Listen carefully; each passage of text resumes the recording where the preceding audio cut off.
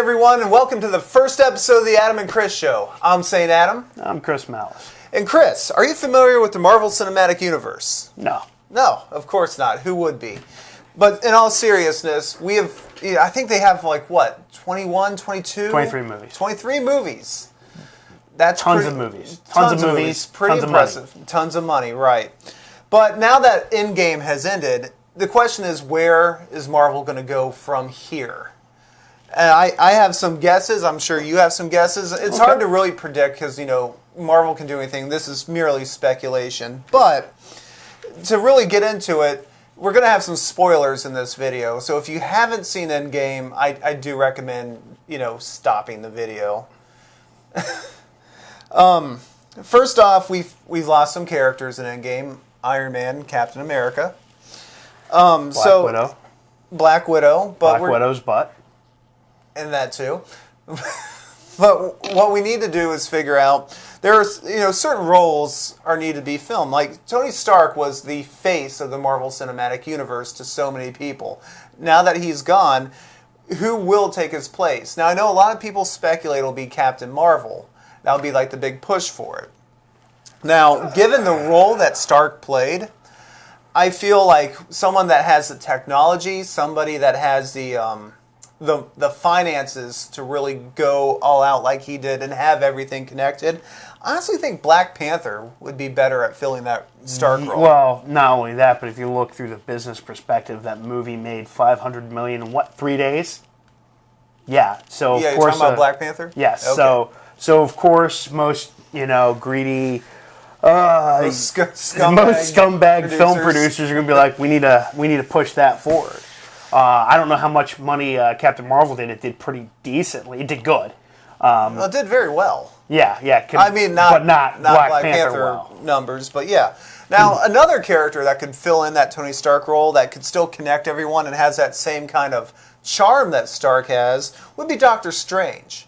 You could see him using his magic to find the threats, and he can instantly find where everyone is to assemble them together. Could do that. I think if they were, when it comes to that kind of role, the magical role, he would probably be taking more of a front. My opinion, be replacing someone like Thor. Okay. And I'll get to that in a second too. I think if they're really smart going forward, what they should do is have the Black Panther series. You have your 3 Black Panther movies. And then you still do what they did with Stark, where they interject him here and there. Just sprinkle him in a little bit here and there. Especially with the way the Black Panther movie ended, with him saying Wakanda needs to take a bigger role in the affairs of the world, I think it'd be a perfect fit.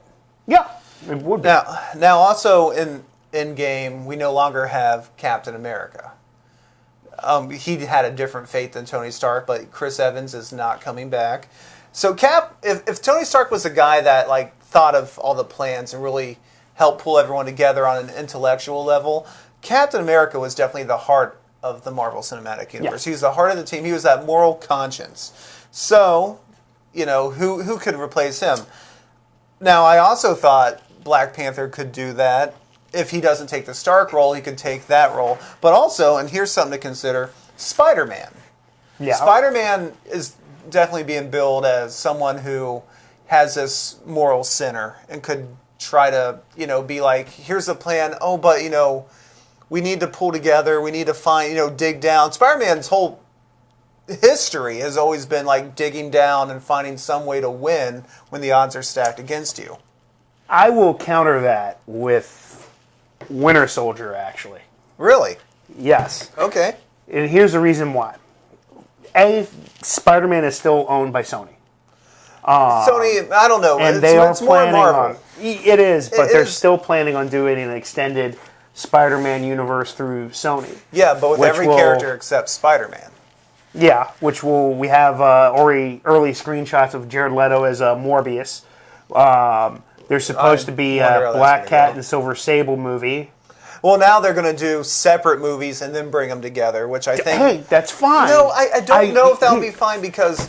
Look, more Black Cat makes for a happy Chris. Right, but if if they're not as well known, and Sony doesn't have the best track record of pushing characters like that, remember, they held on to the Ghost Rider property, and look what happened with that. Right. But, I mean, also, Captain Marvel could also... bring up Ghost Rider? Yeah, I just had to. But Captain Marvel could also fit into that Captain America role as also the person that can rally the team when they're they're feeling beaten down. She can give, like, the big speeches like Cap did. Now, also, you got to think... And she was a soldier. Well, that too. But are we going to need a new person in Thor's position? Chris Hemsworth has filled his contractual obligations. Yeah, but he has so much fun doing it. He has so much fun doing it. He may re-sign. I don't know. But if we're going by, this next Guardians movie might be the last time we see Thor, who could fit that role as, like, the powerhouse of the Avengers? Captain Marvel could easily fit into that role. And you could maybe build Hulk up more and have more Hulk scenes with that. Now that they're doing the Dr. Hulk with Banner's brain and Hulk's body, that could fill in. Now, having said that, that might be what they do with these characters they already have. Who knows what other properties that they're going to want to do as movies as opposed to TV shows. Always keep in mind, too, also, that they just acquired Fox. Disney just acquired Fox. So any of those properties, which we all know is the X-Men properties. And the Fantastic Four. And what was the name of a good Fantastic Four movie? I did like Rise of the Silver Surfer, with the exception of the Galactus parts. The interactions with the characters, I'm like, this reminds me of some of the comics I read in the 80s. Okay. So, that's out of how many? But they can... I think Marvel Studios has the ability to do a good Fantastic Four movie and have it stick. But having said that, with these new heroes, you're going to need new threats. Yes. Who could be the next big bad? We got Thanos out of the way. So who can we have? Now, I thought Doctor Doom is probably one of the greatest villains Marvel has. Yes. Just at all. And I know he's more of a Fantastic Four villain, but Doom is a manipulator. So you can introduce Doctor Doom in the Fantastic Four, but have him build a bigger plan to see how things are going to build. It will eventually involve something that has the Avengers in it. You could also have, and here's something that people really haven't thought of, at least no one I've talked to, the Masters of Evil.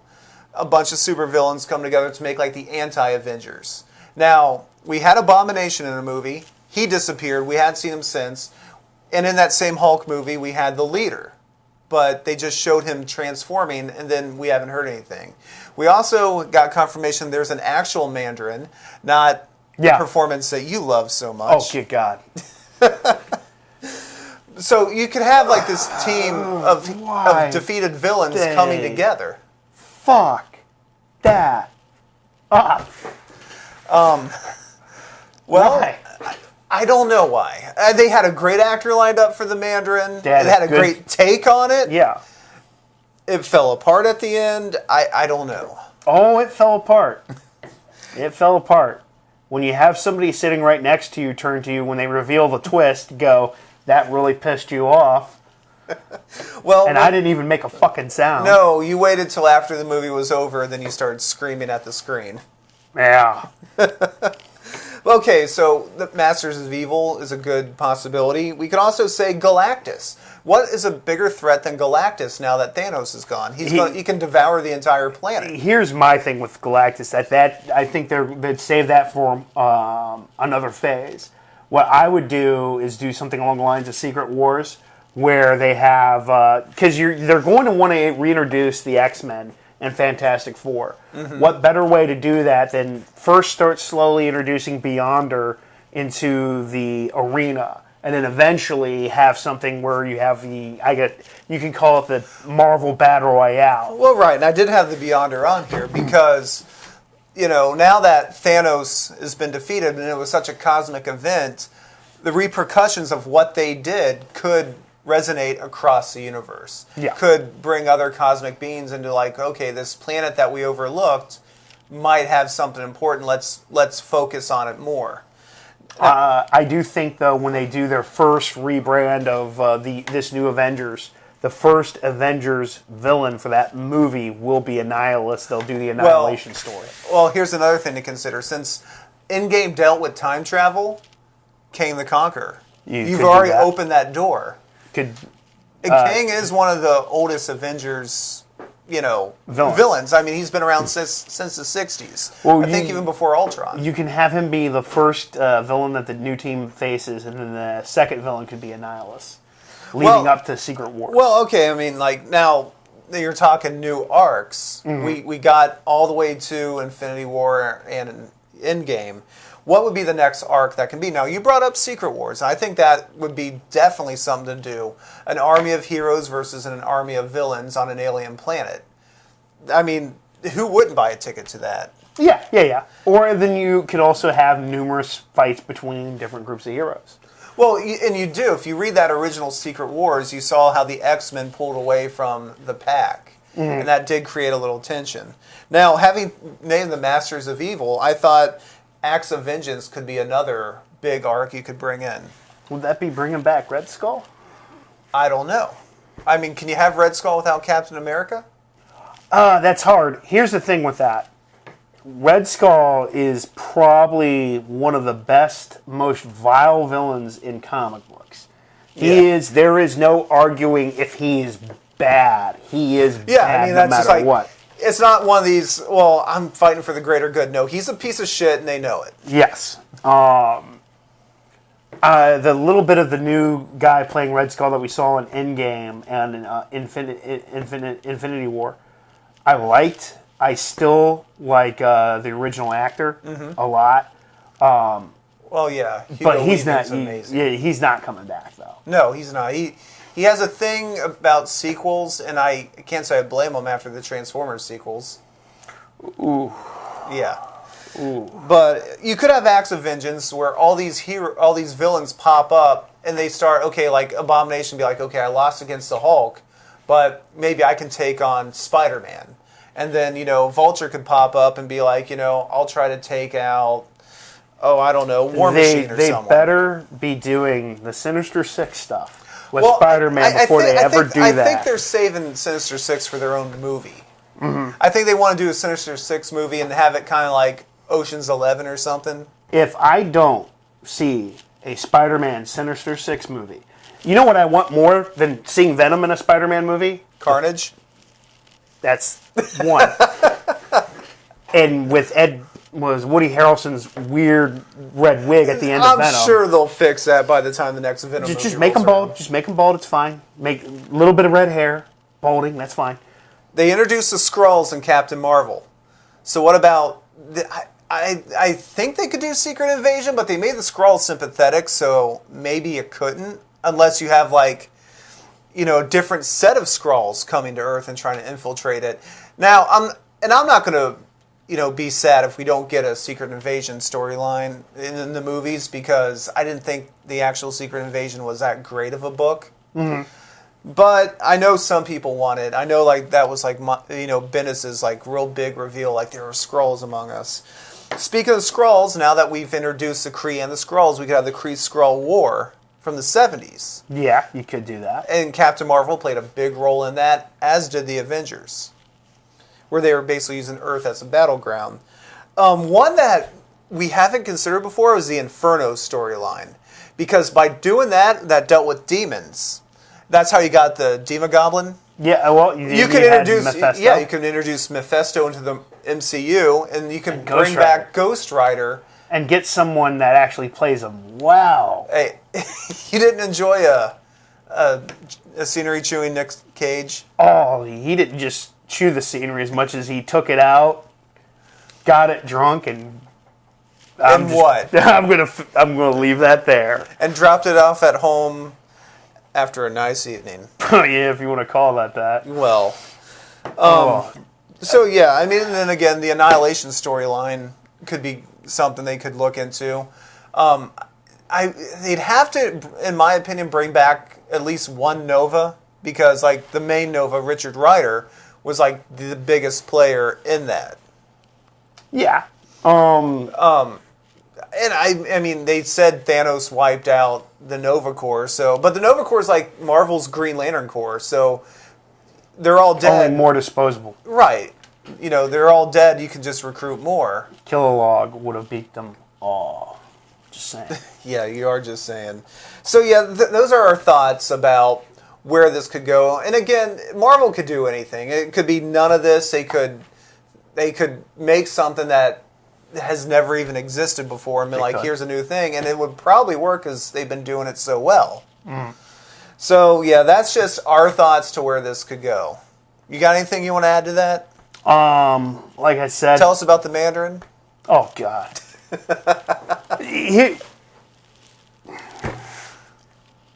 I never wanted to throw a friggin' drink at a screen in my entire life. I just wanted to take my soda. When Ben Kingsley walked in, family that he farted, and he wasn't Mandarin, I wanted to just launch it right at the screen. I just wanted to... And there you go. Okay, well, one thing we want to do on this show is recommend something, nice to check out. Something we think is, cool and entertaining. Chris, what have you brought? I brought a CD, an album I really like. Do people still buy CDs? I do. So do I. It's Dying Fetus, Wrong One to Fuck With. Some vicious death metal. Love them. One of the best title tracks, one of the best songs on here. Make you want to punch, as some people say, punch that Kyle kid who keeps punching through the drywall. Love it. Okay. Since this is a Marvel video, I want to recommend my new favorite book. Well, new. It's been out for a couple years now. Spider-Man and Deadpool. It's just the best of both worlds. I've always been a Spider-Man fan, and who doesn't like Deadpool? It just brings them together, and it's every joke that needs to be, plus the action that you get. So it's a great blend. So if you haven't checked it out, look for it, check it out. I don't think you'll regret it. You have anything else you want to add? All right. Well, thank you for watching. I'm St. Adam. I'm Chris Malice. And if you like this video, please give us a thumbs up and subscribe and follow us on Twitter. See you, everyone. Thank you.